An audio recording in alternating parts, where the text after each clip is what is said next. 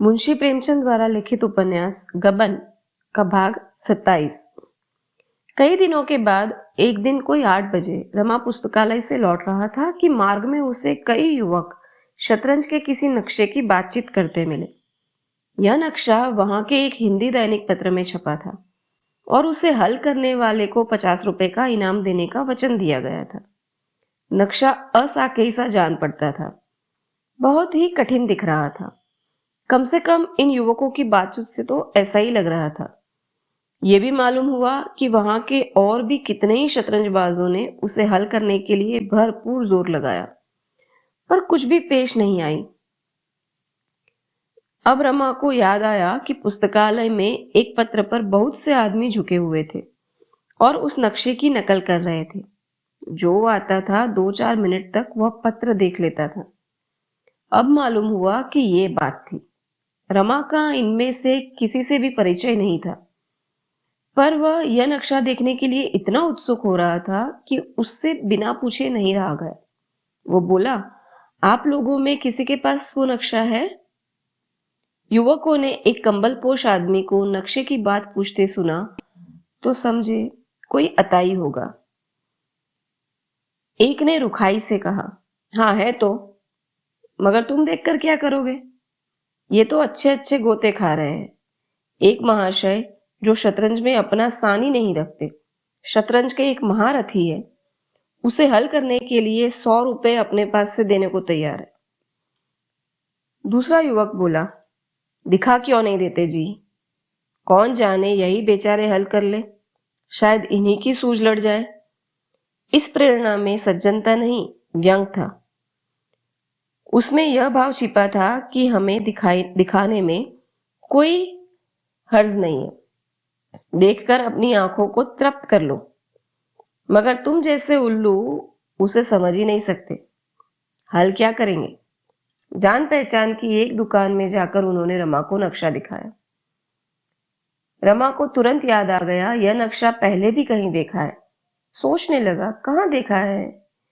एक युवक ने चुटकी ली, आपने तो हल कर लिया होगा। दूसरा बोला, अभी नहीं किया तो एक क्षण में किए जाएंगे। तीसरा बोला, जरा 2-1 चाल बताइए तो। रमा ने उत्तेजित होकर कहा, यह मैं नहीं कहता कि उसे हल कर ही लूंगा, मगर ऐसा नक्शा मैंने एक बार हल किया है और संभव है इसे भी हल कर लूं। जरा कागज और पेंसिल दीजिएगा तो नकल कर लूं। युवकों का अविश्वास कुछ कम हुआ। रमा को कागज पेंसिल मिल गया। एक क्षण में उसने नक्शा नकल कर लिया और युवकों को धन्यवाद देकर चला गया। एकाएक उसने फिरकर पूछा, जवाब किसके पास भेजना होगा? एक युवक ने कहा, प्रजामित्र के संपादक के पास। प्रजामित्र वही पत्र है जिसमें ये छपा हुआ है। रमा ने घर पहुंचकर उस नक्शे पर दिमाग लगाना शुरू किया, लेकिन मोहरों की चालें सोचने की जगह वह यही सोच रहा था कि ये नक्शा कहाँ देखा है। शायद याद आते ही उसे नक्शे का हल भी सूझ जाएगा। अन्य प्राणियों की तरह मस्तिष्क भी कार्य में तत्पर न होकर बहाने खोजता है। कोई आधार मिल जाने से वह मानो छुट्टी पा जाता है। रमा आधी रात तक नक्शा सामने खोले बैठा रहा। शतरंज की जो बड़ी बड़ी मार्के की बाजियां खेली थी उसने, उन सब का नक्शा उसे याद था, पर ये नक्शा कहाँ देखा? सहसा उसकी आंखों के सामने बिजली सी कौंध गई। खोई हुई स्मृति मिल गई। राजा साहब ने यह नक्शा दिया था। हाँ ठीक है। लगातार 3 दिन दिमाग लड़ाने के बाद इसे उसने हल कर ही लिया। नक्शे की नकल भी कर लाया था। फिर तो उसे एक एक चाल याद आ गई। एक क्षण में नक्शा हल हो गया। उसने उल्लास के नक्शे में जमीन पर 2-3 कुलांचे लगाई, मूंछों पर ताव दिया, आईने में मुंह देखा और चारपाई पर लेट गया। इस तरह महीने में एक नक्शा मिलता जाए तो क्या पूछना। देवी दिन अभी आग सुलगा रहा था कि रमा प्रसन्न मुख आकर बोला, दादा जानते हो प्रजामित्र अखबार का दफ्तर कहाँ है? देवी दिन बोला, जानता क्यों नहीं हूं, यहाँ कौन अखबार है जिसका पता मुझे मालूम हो? प्रजामित्र का संपादक एक रंगीला युवक है जो हर दम मुंह में पान भरे रहता है। मिलने जाओ तो आंखों से बातें करता है, मगर है हिम्मत का धनी। 2 बेर जेल जा चुका है। रमा बोला, आज जरा वहां तक जाओगे? देवी दिन ने कातर भाव से पूछा। मुझे बेचकर क्या करोगे? मैं नहीं जा सकूंगा। क्या बहुत दूर है? नहीं, दूर नहीं है। फिर क्या बात है? देवी दिन ने अपराधियों के भाव से कहा। बात कुछ नहीं है, बुढ़िया बिगड़ती है। उसे वचन दे चुका हूं कि स्वदेशी विदेशी के झगड़े में नहीं पड़ूंगा। रमा ने मुस्कुराकर कहा, दादा तुम तो दिल लगी करते हो। मेरा एक जरूरी काम है। उसने शतरंज का एक नक्शा छापा था जिस पर 50 रुपया इनाम है। मैंने वह नक्शा हल कर दिया है। आज छप जाए तो मुझे ये इनाम मिल जाए। अखबारों के दफ्तर में अक्सर खुफिया पुलिस के आदमी आते जाते रहते हैं। यही भय है, नहीं तो मैं खुद चला जाता। लेकिन तुम नहीं जा रहे तो लाचार होके मुझे ही जाना पड़ेगा। बड़ी मेहनत से ये नक्शा हल किया है। सारी रात जागता रहा हूं। देवी दिन ने चिंतित स्वर में कहा, तुम्हारा वहां जाना ठीक नहीं। रमा ने हैरान होकर पूछा, तो फिर क्या डाक से भेज दूं? देवी दिन ने एक क्षण सोचकर कहा, नहीं नहीं, डाक से क्या भेजोगे? इधर उधर हो जाए तो तुम्हारी मेहनत अकारत जाए। रजिस्ट्री कराओ तो कहीं परसों पहुंचेगा। और कल तो इतवार है। किसी और ने जवाब भी भेज दिया तो इनाम वो मार ले जाएगा। वो भी तो हो सकता है कि अखबार वाले धांधली कर बैठे और तुम्हारा जवाब अपने नाम से छाप कर रुपया हजम कर ले। रमा ने दुविधा में पड़कर कहा, पर मैं ही चला जाता हूं। देवी दिन ने कहा, तुम्हें मैं नहीं जाने दूंगा। कहीं फंस जाओगे तो बस। फंसना तो एक दिन है ही, कब तक छिपा रहूंगा? रमा बोला। देवी दिन ने कहा, तो मरने के पहले ही क्यों रोना पीटना हो? जब फंसोगे तब देखी जाएगी। लाओ, मैं चला जाऊं। बुढ़िया से कोई बहाना कर दूंगा। अभी भेंट भी हो जाएगी। दफ्तर ही में रहते हैं वो। फिर घूमने घामने चले देंगे तो 10 बजे से पहले नहीं लौटेंगे। रमा ने डरते डरते कहा, तो 10 बजे बाद जाना क्या हर्ज है? देवी दिन ने खड़े होकर कहा, तब तक कोई दूसरा काम आ गया तो आज रह जाएगा। घंटे भर में लौट आता हूं। अभी बुढ़िया देर में आएगी। यह कहते हुए देवी दिन ने अपना काला कंबल ओढ़ा, रमा से लिफाफा लिया और चल दिया। जग्गो साग भाजी और फल लेने मंडी गई हुई थी। आधे घंटे में सिर पर एक टोकरी रखे और एक बड़ा सा टोकरा मजदूर के सिर पर रखवाए वो आ गई। पसीने से तर बतर थी। आते ही बोली, कहाँ गए? जरा बोझा तो उतारो, मेरी तो गर्दन ही टूट गई। रमा ने आगे बढ़कर टोकरी उतरवा ली। इतनी भारी थी कि संभाले संभलती ही नहीं थी। जग्गो ने पूछा, वो कहाँ गए? रमा ने बहाना किया, मुझे तो नहीं मालूम, अभी इसी तरफ चले गए हैं। बुढ़िया ने मजदूर से सिर का टोकरा उतरवाया और जमीन पर बैठकर एक टूटी सी पंखिया जलती हुई बोली, चरस की चाट लगी होगी और क्या। मैं मर मर कमाऊं और ये बैठे बैठे मौज उड़ाए और चरस पिए। रमा जानता था देवी दिन चरस पीता है, पर बुढ़िया को शांत करने के लिए बोला, क्या चरस पीते हैं? मैंने तो नहीं देखा। बुढ़िया ने पीठ की साड़ी हटाकर उसे पंखी से डंडी से खुजाते हुए कहा, इनसे कौन नशा छूटा है? चरस ये पिए, गांजा ये पिए, शराब इन्हें चाहिए, भांग भी इन्हें चाहिए।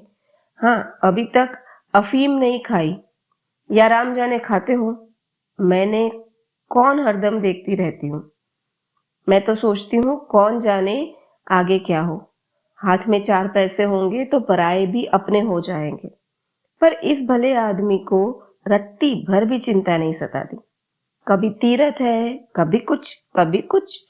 मेरा तो नाक पर उंगली रखकर नाम में दम आ गया है। भगवान उठा ले तो यह कुसंग को छूट जाती। तब याद करेंगे लाला, तब जग्गो कहाँ मिलेगी जो कमा कमा कर गुलछर्रे उड़ाने को दिया करेगी। तब रक्त के आंसू न रोए तो कह देना भैया। फिर उसने मजदूर से पूछे कि तेरे पैसे कितने हुए। मजदूर ने बीड़ी जलाते हुए कहा, बोझा देख लो दाई, गर्दन टूट गई मेरी तो। जग्गू ने निर्दय भाव से कहा, हाँ हाँ गर्दन टूट गई, बड़ी सुकुमार है ना, ये ले कल फिर चले आना। मजदूर ने कहा, ये तो बहुत कम है, मेरा पेट भी नहीं भरेगा। जग्गू ने 2 पैसे और थोड़े से आलू देकर उसे विदा किया और दुकान से जाने लगी। सहसा उसे हिसाब की याद आ गई। रमा से बोली, भैया जरा आज का खर्चा तो टाँक दो, बाजार में जैसे आग लग गई है। गुड़िया छबड़ियों में चीजें लगा लगा कर रखी जाती थी और हिसाब भी लिखाती जाती थी। आलू, टमाटर, कद्दू, केले, पालक, सेब, संतरे, गोभी, सब चीजों का तौल और दर उसे याद था। रमा ने दोबारा पढ़वा कर उसने सुना, तब उसे संतोष हुआ। इन सब कामों से छुट्टी पाकर उसने अपनी चिल्लम भरी और मोढ़े पर बैठकर पीने लगी। लेकिन उसके अंदाज से मालूम होता था कि वह तंबाकू का रस लेने के लिए नहीं, दिल को जलाने के लिए पी रही है। एक क्षण के बाद वो बोली, दूसरी औरत होती तो घड़ी भर इसके साथ निभाना होता। घड़ी भर पहर रात से चक्की में जूझ जाती हूँ और 10 बजे रात तक दुकान पर बैठी सती होती रहती हूँ। खाते पीते 12 बजते हैं, तब जाकर 4 पैसे दिखाई देते हैं और जो कुछ कमाती हूँ यह नशे में बर्बाद कर देता है। 7 कोठरी में छिपा के रखूं, पर इसकी निगाह पहुंच ही जाती है, निकाल ही लेता है। कभी एक आध चीज बस्त बनवा लेती हूँ तो वह आंखों में गड़ने लगती है, तानों से छेदने लगता है। भाग में लड़कों का सुख भोगना ही नहीं बना, तो क्या करूं? छाती फाड़ के मर जाऊं? मांगे से मौत भी तो नहीं मिलती भैया। सुख भोगना लिखा होता तो जवान बेटे चल देते और इस पियक्कड़ के हाथों मेरी यह सांसत होती। इसी ने सुदेशी के झगड़े में पकड़कर मेरे लालों की जान ली है। आओ इस कोठरी में भैया, मुझे मुकद्दर की जोड़ी दिखाओ। दोनों इस जोड़ी से 500-500 हाथ उधरते थे। अंधेरी कोठरी में जाकर रमा ने मुकद्दर की जोड़ी देखी। उस पर वार्निश थी, साफ सुथरी, मानो अभी किसी ने उधर कर रख दिया हो। बुढ़िया ने सगर्व नजरों से देखकर कहा, लोग कहते थे कि यह जोड़ी महाब्राह्मण को दे दे, तुझे देख देख कलक होगा। मैंने कहा, यह जोड़ी मेरे लालों की जुफल जोड़ी है, यही मेरे दोनों लाल हैं। बुढ़िया के प्रति आज रमा के हृदय में असीम श्रद्धा जागृत हुई। कितना पावन धैर्य है, कितनी विशाल वत्सलता, जिसने लकड़ी के इन 2 टुकड़ों को जीवन प्रदान कर दिया है। रमा ने जग्गो को माया और लोभ में डूबी हुई, पैसे पर जान देने वाली कोमल भावों से सर्वथा विहीन समझकर रखा था। आज उसे विदित हुआ कि उसका हृदय कितना स्नेहमय, कितना कोमल, कितना मनस्वी है। बुढ़िया ने उसके मुंह की ओर देखा तो न जाने क्यों उसका मातृ हृदय उसे गले लगाने के लिए अधीर हो उठा। दोनों के हृदय प्रेम के सूत्र में बंध गए। एक ओर पुत्र स्नेह था, दूसरी ओर मातृभक्ति। वह मालिन्य जो अब तक गुप्त भावों से दोनों को पृथक किए हुए था, आज एकाएक दूर हो गया। बुढ़िया ने कहा, मुंह हाथ धो लिया है ना बेटा? बड़े मीठे संतरे लाई हूं, एक लेकर चखो तो। रमा ने संतरा खाते हुए कहा, आज से मैं तुम्हें अम्मा कहा करूंगा। बुढ़िया ने शुष्क, ज्योतिहीन, ठंडे, कृपण नजरों से मोती के 2 बिंदु निकल पड़े। इतने में देवी दिन दबे पांव आकर खड़ा हो गया। बुढ़िया ने तड़प कर पूछा, यह इतने सवेरे किधर सवारी गई थी सरकार की? देवी ने सरलता से मुस्कुराकर कहा, कहीं नहीं, जरा एक काम से चला गया था। क्या काम था? जरा मैं भी तो सुनूं, या मेरे सुनने लायक ही नहीं है? पेट में दर्द था, जरा वैद्य जी के पास चूरन लेने गया था। झूठे हो तुम, उड़ो उससे जो तुम्हें जानना न हो। चरस की टोह में गए थे तुम? नहीं नहीं, तेरे चरण छूकर कहता हूं, तू झूठ मूठ मुझे बदनाम करती है। तो फिर कहाँ गए थे तुम? बता तो दिया, रात खाना दो और ज्यादा खा लिया था, सो पेट फूल गया। और मीठा मीठा। झूठ है, बिल्कुल झूठ। तुम चाहे झूठ बोलो, तुम्हारा मुंह साफ कह देता है यह बहाना है। चरस गांजा इसी टोह में गए थे तुम। मैं तो एक न मानूंगी। तुम्हें इस बुढ़ापे में नशे की सूझती है। यहाँ मेरी मरण हुई जाती है। सवेरे के गए गए 9 बजे लौटे। जानो यहाँ कोई इतनी लौंडी है। देवी दिन ने एक झाड़ू लेकर दुकान में झाड़ू लगाना शुरू कर दिया, पर बुढ़िया ने उसके हाथ से झाड़ू छीन लिया और पूछा, तुम अब तक थे कहाँ? जब तक ये न बतलाओगे मैं भीतर घुसने नहीं दूंगी। देवी दिन ने सिर पिटाकर कहा, क्या करोगी पूछकर? एक अखबार के दफ्तर में तो गया था, जो चाहे कर लो। बुढ़िया ने माथा ठोक कर कहा, तुमने फिर वही लत पकड़ी। तुमने कान नहीं पकड़ा था कि अब कभी अखबारों में नगीच न जाऊंगा? बोलो, यही मुंह था कि कोई और? अरे तू तो बात समझती ही नहीं, बस बिगड़ने लगती है। मैं खूब समझती हूँ। अखबार वाले दंगा मचाते हैं और गरीबों को जेल ले जाते हैं। आज 20 साल से देख रही हूँ। वहां जो आता जाता है पकड़ लिया जाता है। तलाशी तो आए दिन हुआ करती है। क्या बुढ़ापे में जेल की रोटियां तोड़ोगे?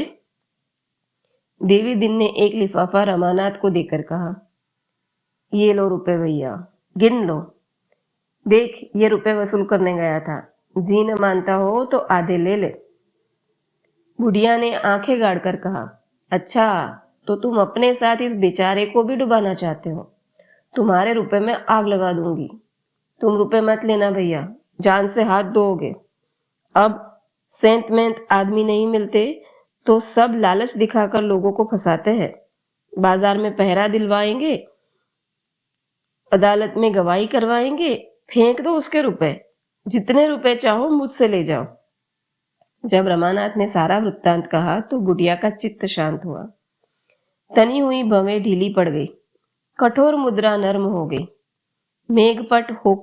मेघपट को हटाकर नीला आकाश हंस पड़ा।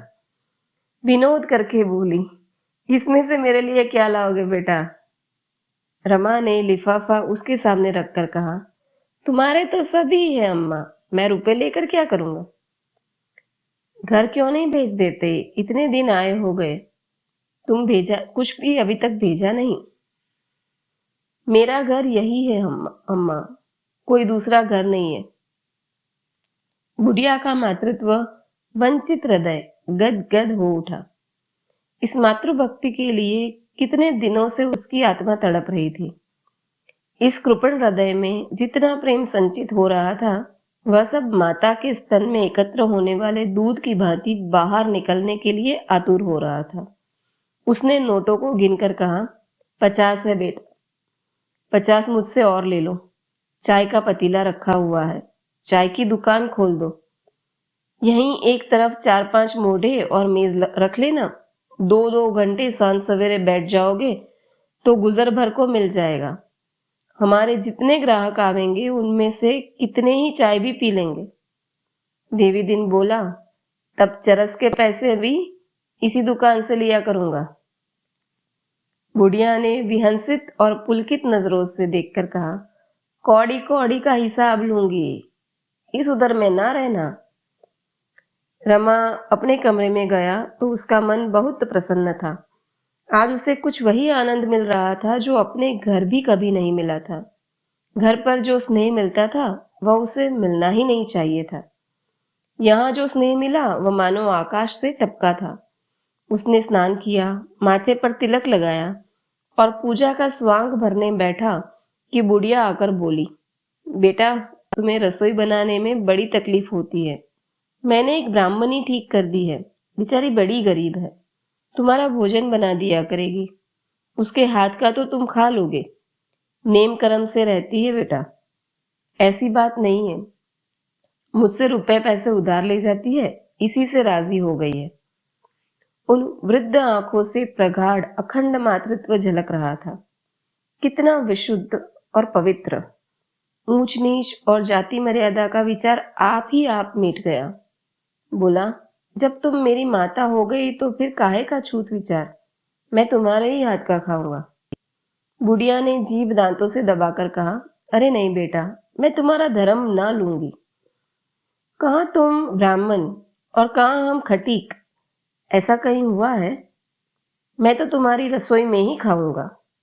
जब माँ बाप खटीक है तो बेटा भी खटीक है। जिसकी आत्मा बड़ी हो वही ब्राह्मण है।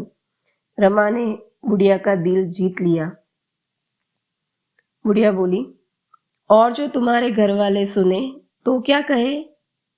रमा बोला, मुझे किसी के कहने सुनने की चिंता नहीं है अम्मा। आदमी पाप से नीच होता है, खाने पीने से नीच नहीं होता। प्रेम से जो भोजन मिलता है वह पवित्र होता है, उसे तो देवता भी खाते हैं। बुढ़िया के हृदय में भी जाति गौरव का भाग उदय हुआ। बोली, बेटा, खटिक कोई नीच जात नहीं है। हम लोग ब्राह्मण के हाथ का भी नहीं खाते, कहार का पानी तक नहीं पीते, मांस मछली हाथ से नहीं छूते। कोई कोई शराब पीते हैं, मगर लुक छिपक कर। इसने किसी को नहीं छोड़ा है बेटा। बड़े बड़े तिलकधारी गटाफट पीते हैं, लेकिन मेरी रोटियां तुम्हें अच्छी नहीं लगेगी। रमा ने मुस्कुरा कर कहा, प्रेम की रोटियों में अमृत रहता है अम्मा, चाहे गेहूं की हो या बाजरे की। बुढ़िया यहां से चली तो मानो आंचल में आनंद की निधि भरे हो।